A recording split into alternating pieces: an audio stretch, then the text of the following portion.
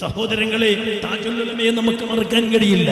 70, 75, 80 കൊല്ലം, 55 കൊല്ലങ്ങൾക്ക് മുമ്പ് കേരളത്തിൽ നിന്ന് കർണാടകയിലേക്ക് വന്ന് ഉള്ളാളം കേന്ദ്രമാക്കി അവിടുത്തെ മഹത്തായ ദർസ് നടത്തിയ മഹാൻ. അക്കാലഘട്ടത്തിൽ കർണാടകയിൽ ദർസിനെ സംബന്ധിച്ച് ആർക്കും അറിയില്ലായിരുന്നു. ചരിത്രം പരിശോധിച്ചു നോക്കുക.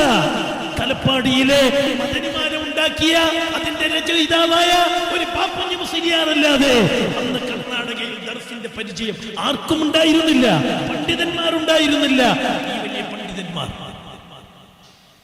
ചെമ്പരിക്ക ഖാദിയായിരുന്ന അബ്ദുള്ള മുസ്ലിയാർ, ഉള്ളാളത്ത് മുദരീസായിരുന്ന തായ്ക്കോട് അബ്ദുള്ള മുസ്ലിയാർ, വൈത്താർ മുഹമ്മദ് മുസ്ലിയാർ, അഹമ്മദ് ബാവ മുസ്ലിയാർ, സയ്യിദാലി തങ്ങൾ, ആനൂറിലെ പ്രഗത്ഭനായ വലിയ പണ്ഡിതനായിരുന്ന പൂക്കോയത്തങ്ങൾ, ആറ്റക്കോയത്തങ്ങൾ, നമ്മുടെ ഈ കാലഘട്ടത്തിൽ ഖാദിയും വലിയ പണ്ഡിതനുമായി നമ്മൾ നിന്ന് വിട പറഞ്ഞ താജുൽ ഫുഖഹാ ബക്കല ഇബ്രാഹിം മുസ്ലിയാർ, എൻ.എം. അബ്ദുറഹ്മാൻ മുസ്ലിയാർ, ഇങ്ങനെ തുടങ്ങിയ വലിയ വലിയ പണ്ഡിതന്മാർ.